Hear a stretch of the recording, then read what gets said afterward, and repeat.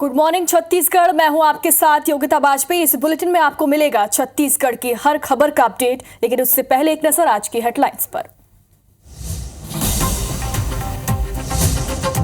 छत्तीसगढ़ में 5 सालों में बने जाति प्रमाण पत्रों की होगी जांच। डिप्टी सीएम विजय शर्मा का बड़ा बयान, कहा बड़ी संख्या में बने फर्जी सर्टिफिकेट। कवर्धा सड़क हादसे केस में आज हाईकोर्ट में सुनवाई। हाईकोर्ट ने लिया था स्वतः संज्ञान। पिकअप पलटने से हुई थी 19 लोगों की मौत। नारायणपुर दंतेवाड़ा में पुलिस को मिली बड़ी सफलता। मुठभेड़ में 7 वर्दीधारी नक्सली ढेर। आज नक्सलियों के शव लाए जाएंगे दंतेवाड़ा।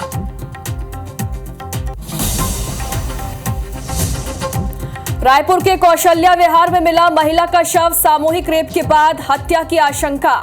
करीब 3 से 4 दिन पुराना बताया जा रहा शव।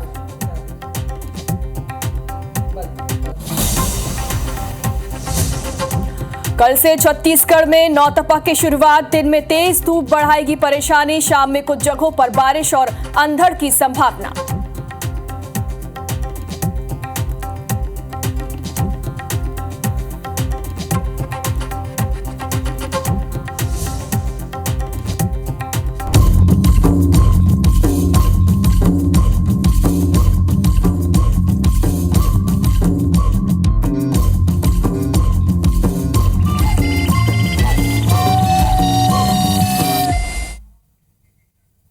तो बुलेटिन में सबसे पहले बात करेंगे अबूझमाड़ में कल हुई सर्जिकल स्ट्राइक के बारे में। नारायणपुर से खबर, जहां पर नक्सलियों के साथ फिर से आपको बता दें मुठभेड़ जो है वो शुरू हो गई है। शव लेकर जवानों के साथ आपको बता दें कि 7 नक्सलियों के जो शव है वो जवान लेकर लौट रहे थे। मुठभेड़ में 1 नक्सली ढेर हो गया। कल जवानों ने मुठभेड़ में 7 नक्सलियों को ढेर किया था और अभी भी जवानों की नक्सलियों से मुठभेड़ जो है वो जारी है।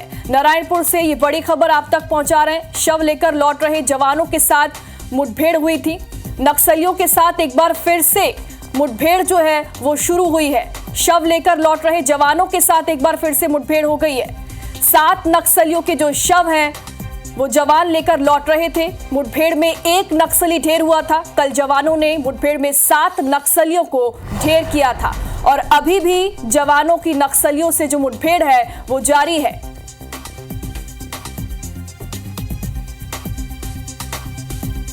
तो देखिए, कल नारायणपुर में जो मुठभेड़ चल रही थी उसमें 7 नक्सलियों को ढेर किया गया था। और ज्यादा जानकारी के लिए हमारे सहयोगी राजा राठौर हमारे साथ जुड़ गए। राजा, क्या जानकारी आपके पास है फिलहाल इस मामले में? देखिए, कल नारायणपुर और बीजापुर की सीमा क्षेत्र पर जवानों ने एक सर्जिकल स्ट्राइक किया था नक्सलियों के खिलाफ, जहां पर 7 नक्सलियों को मार गिराया था जवानों ने। जो जवान वहां पर पूरी रात होल्ड पोजीशन में थे, उस इलाके को चारों ओर से घेर कर रखे हुए थे ताकि नक्सली उसके बीच में हो तो उन्हें भी मार गिराया जाए। सुबह जैसे ही जवान सर्चिंग कर जो मारे गए 7 नक्सली उनके शवों को लेकर वापस लौट रहे थे, वैसे ही नक्सलियों ने फिर से जवानों पर हमला कर दिया। दोनों ओर से जबरदस्त मुठभेड़ अब भी जारी है। जो हमारे सूत्र बता रहे हैं कि मुठभेड़ लगातार रुक रुक कर अब भी जारी है और अब एसटीएफ के जवानों ने एक और नक्सली को मार गिराया। तो ये संख्या कुल 8 हो चुकी है। जो एकदम लेटेस्ट अपडेट है, IBC 24 के दर्शक इस पे देख पा रहे हैं कि अब ये संख्या 8 हो चुकी है। अब भी मुठभेड़ जारी है। ऐसा माना जा रहा है कि हो सकता है कि जो मारे गए नक्सलियों की संख्या और भी बढ़ सकती है। जी, बहुत बहुत शुक्रिया तमाम जानकारी के लिए।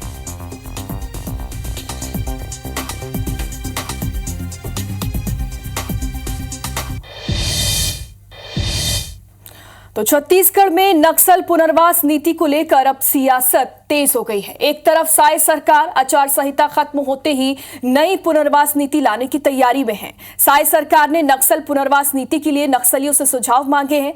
सरकार नक्सल मामले में एनकाउंटर के साथ साथ समर्पण और विकास पर भी जोर दे रही है।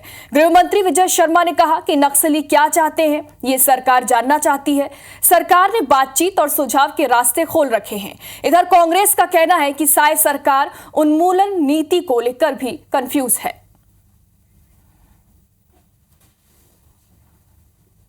जब से हम लोग सरकार में आए हैं तब से नक्सलवाद के साथ मजबूती के साथ लड़ाई लड़ रहे हैं और लगातार एनकाउंटर में नक्सली मारे जा रहे हैं, आत्मसमर्पण भी कर रहे हैं, गिरफ्तारी भी हो रही है। और हम पुनर्वास नीति को और अच्छा बनाना चाहते हैं ताकि नक्सली विकास की मुख्यधारा से जुड़ें।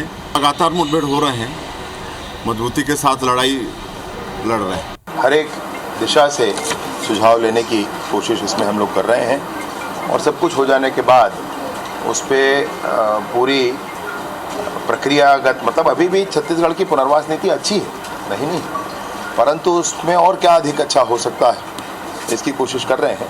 कभी केंद्र सरकार अलग बोलती है, केंद्र गृह मंत्री अलग बोलते हैं, तो कभी राज्य के गृह मंत्री अलग बोलते हैं, कभी मुख्यमंत्री अलग बोलते हैं। उनसे सुझाव मांग रहे हैं। सरकार के पास कोई प्लान नहीं है क्या?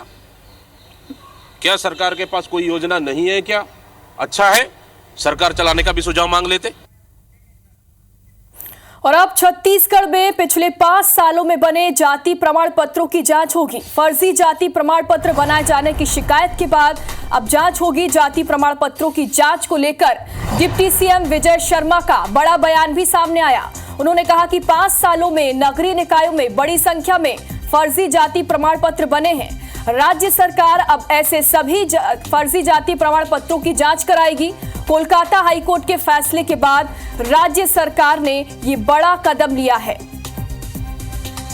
तो छत्तीसगढ़ में पिछले 5 सालों में जितने भी जाति प्रमाण पत्र बने हैं उन सभी प्रमाण पत्रों की जांच होगी और इसके जरिए अब फर्जी जाति प्रमाण पत्रों का भी खुलासा होगा। आपको बता दें कि फर्जी जाति प्रमाण पत्र बनाए जाने की शिकायत के बाद ये फैसला लिया गया है। जाति प्रमाण पत्रों की जांच को लेकर डिप्टी सीएम विजय शर्मा का बयान भी सामने आ गया है। उन्होंने कहा कि 5 सालों में नगरीय निकायों में बड़ी संख्या में फर्जी जाति प्रमाण पत्र बने हैं और अब राज्य सरकार ऐसे सभी फर्जी जाति प्रमाण पत्रों की जांच करवाएगी। कलकत्ता हाईकोर्ट के फैसले के बाद राज्य सरकार ने ये बड़ा कदम लिया है। के आधार पर आरक्षण नहीं होता है और जिस धर्म में जाति की व्यवस्था नहीं है वहां पर जाति की व्यवस्था आप कैसे ला दे रहे हैं। और मैं आपको एक बात और कहना चाहता हूं, मुझे कल पता चली है बातें कि छत्तीसगढ़ में भी विगत 4-5 वर्षों में बड़ी संख्या में नगरीय निकायों में ये प्रमाण पत्र बनाए गए। हम उसकी भी जांच कर रहे हैं। और ज्यादा जानकारी के लिए हमारे सहयोगी स्टार हमारे साथ जुड़ गए। स्टार, कल डिप्टी सीएम अरुण साव ने भी कलकत्ता हाईकोर्ट के फैसले का समर्थन किया था और अब राज्य सरकार का ये बड़ा कदम है।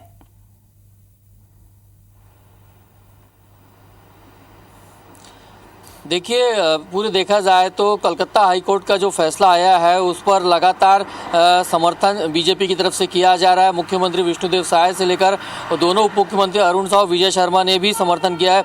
और इस पाले में जब विजय शर्मा जो उप मुख्यमंत्री हैं, प्रदेश के गृह मंत्री हैं, उनसे प्रतिक्रिया ली जा रही थी। साफ उन्हें कहा कि धर्म में जिस धर्म में जाति नहीं है वहाँ पर किस प्रकार से जाति को शामिल किया जा सकता है। और खासकर सबसे बड़ा फोकस उनका ये था कि सीधा सीधा उन्होंने कहा कि उनके पास शिकायतें पहुँची कि पिछले 5 सालों में बड़े पैमाने पर नगरीय निकायों में फर्जी प्रमाण पत्र बनाए गए हैं।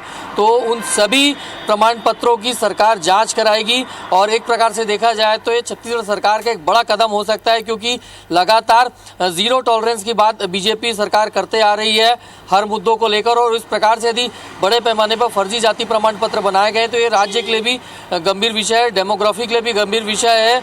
और इसीलिए शायद मुख्यमंत्री के साथ साथ सभी जो लोगों ने समर्थन किया है, उप मुख्यमंत्रियों ने भी, और विजय शर्मा ने साफ संकेत दिया है कि सरकार इन पिछले 5 सालों में जो फर्जी प्रमाण पत्र या जो भी प्रमाण पत्र बने फर्जी हैं कि नहीं है, इसकी जांच कराई जाएगी। लेकिन जितने भी जाति प्रमाण पत्र बनाए गए हैं उन सभी प्रमाण पत्रों की सरकार जो जांच कराएगी। बिल्कुल स्टार, इन 5 सालों में जितने भी जाति प्रमाण पत्र बने हैं उनकी जांच होगी, तो निश्चित तौर पर जो फर्जी जाति प्रमाण पत्र हैं उनका भी अब खुलासा होगा। बहुत बहुत शुक्रिया तमाम जानकारी के लिए। और अब रायपुर से खबर, जहां पर टिकरापारा थाना क्षेत्र के कौशल्या विहार के सेक्टर 4 में पेड़ों के बीच महिला की लाश संदिग्ध हालत में मिली है। मृतका की उम्र 26 से 30 साल के बीच बताई जा रही है। लाश जो है वो सुनसान झाड़ियों में नाले के पाइप में मिली है। पुलिस ने लाश को पोस्टमार्टम के लिए भेज दिया है। पुलिस को यह भी आशंका है कि महिला के साथ रेप करने के बाद हत्या कर दी गई। फिलहाल महिला की पहचान अभी तक नहीं हो पाई है। पुलिस के मुताबिक लाश 3 से 4 दिन पुरानी बताई जा रही है और आसपास के लोगों ने बदबू आने पर वहां जाकर देखा तो महिला की अर्धनग्न हालत में लाश मिली। इसके बाद लोगों ने इसकी सूचना पुलिस को दी। घटनास्थल पर पुलिस पहुंची और फॉरेंसिक एक्सपर्ट की टीम ने छानबीन की तो पास में खाली शीशी के अलावा डिस्पोजल भी पड़े हुए मिले और महिला के सिर और चेहरे पर भी चोट के निशान मिले हैं। और इसी वजह से पुलिस को यह आशंका है कि विरोध करने पर बदमाशों ने उसके साथ पहले मारपीट की होगी और उसके बाद रेप की घटना को अंजाम दिया होगा। सिर और चेहरे पर गंभीर चोट लगने की वजह से महिला की मौत हुई होगी। शुक्रवार को महिला की शॉर्ट पीएम रिपोर्ट मिलने के बाद मौत की असल वजह और रेप की बात की पुष्टि भी अब होगी। फिलहाल अज्ञात आरोपियों के खिलाफ अपराध दर्ज कर जांच इस मामले में अब की जा रही है। और अब दुर्ग का रुख करेंगे। यहां गैंगवार का सीसीटीवी फुटेज सामने आया है। बदमाशों ने भीड़ के बीच चाकुओं से हमला किया था। पुलिस ने 2 आरोपियों को इस मामले में गिरफ्तार कर लिया है। अन्य फरार आरोपियों की तलाश में पुलिस अब जुटी हुई है। गैंगस्टर में एक शख्स की, आपको बता दें कि गैंगवार में एक शख्स की मौत भी हुई थी। 2 दिन पहले यह गैंगवार हुआ था जिसका वीडियो अब सामने आया है। सिटी कोतवाली थाना क्षेत्र का यह पूरा मामला बताया जा रहा है। ये वही वीडियो है जो कि अब वायरल है। दुर्ग से गैंगवार का ये सीसीटीवी फुटेज सामने आया है। 2 दिन पहले गैंगवार हुआ था और उसका वीडियो जो है वो अब सामने आया है।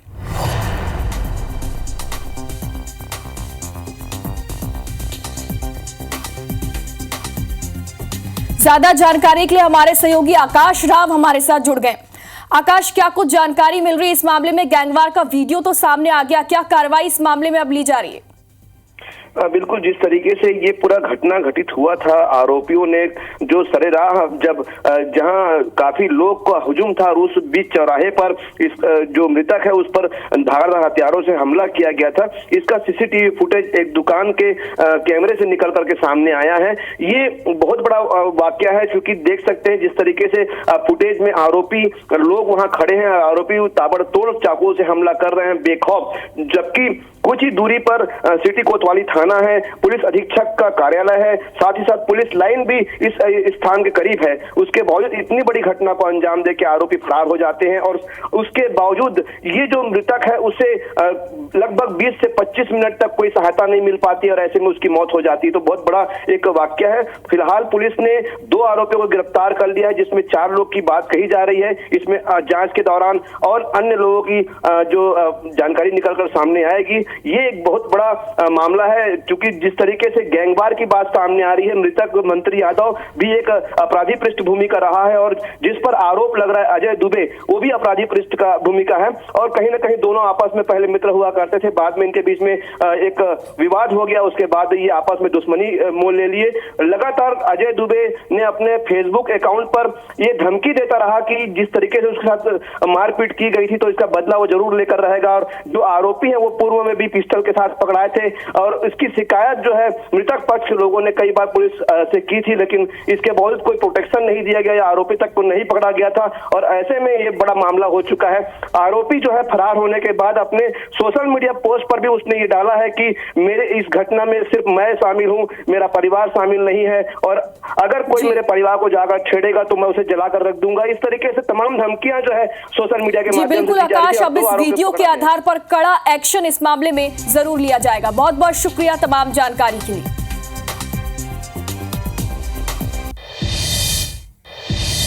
और अब कवर्धा से बड़ी खबर, जहां पर अंतर्राज्यीय ठग को पुलिस ने गिरफ्तार कर लिया है। आरोपी को कर्नाटक से गिरफ्तार किया गया है। आईटी अधिकारी बनकर ज्वेलरी शॉप में लाखों की ठगी की गई थी। मध्य प्रदेश, कर्नाटक सहित छत्तीसगढ़ के कई ज्वेलरी शॉप में ठगी की घटना को अंजाम दिया गया था और अब अंतर्राज्यीय ठग को पुलिस ने गिरफ्तार कर लिया है। आरोपी को कर्नाटक से पुलिस ने गिरफ्तार कर दिया है। बड़ी सफलता पुलिस को मिली है। आईटी अधिकारी बनकर ये जो ठग है वो दुकानों में जाता था और इस तरीके से ठगी की घटनाओं को अंजाम देता था। कई ज्वेलरी शॉप में ठगी की घटनाओं को अंजाम दिया गया।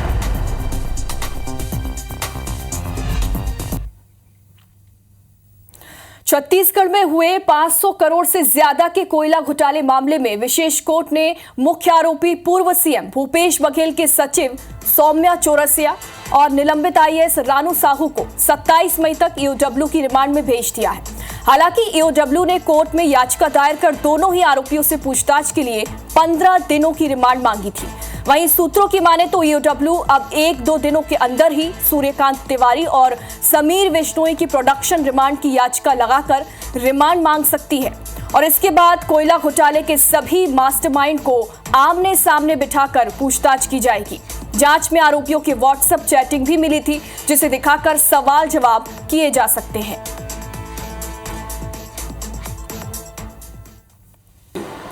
छत्तीसगढ़ में व्यापक पैमाने पर जो है कोल लेवी स्कैम चला, जिसके सूत्रधार सूर्यकांत तिवारी, सौम्या चौरसिया और अन्य माइनिंग ऑफिशियल शिवशंकर नाग, रानू साहू तत्कालीन समय में कलेक्टर हुआ करती थी, जो कोयले के ट्रकों पर 25 रुपये प्रति टन के हिसाब से लेवी को लगा करके उगाही की जाती थी। तो उस वजह से 384 का अपराध घटित होना पाया। और अब खबर बालोद से है, जहां पानी में डूबे सालों पुराने एक मंदिर का अवशेष मिला है, जिसे देखने बड़ी संख्या में लोग पहुंच रहे हैं। आखिर इस मंदिर के पीछे का रहस्य क्या है और कैसे डूब गया था सालों पुराना ये मंदिर, देखिए हमारी इस खास रिपोर्ट में।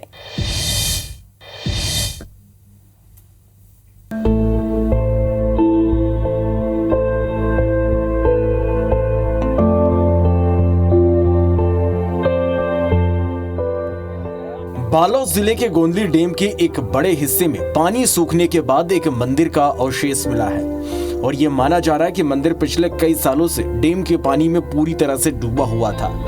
मंदिर स्थल के कुछ ही दूरी में 2 बावली भी मौजूद हैं। ग्रामीणों की माने तो यह शीतला माता का मंदिर है और डैम निर्माण होने के पहले इस स्थल में लोगों को बसेरा था, जिसे गोंदली गांव के नाम से जाना जाता था। मंदिर के अवशेष में पुराना लोहे का संकल और मिट्टी की कुछ पुरानी मूर्तियां मौजूद हैं। लोगों के लिए यह कौतूहल का विषय बना हुआ है। आसपास के लोग यहां इसे देखने पहुंच रहे हैं। यह गोंदली नामक ग्राम हुआ करता था।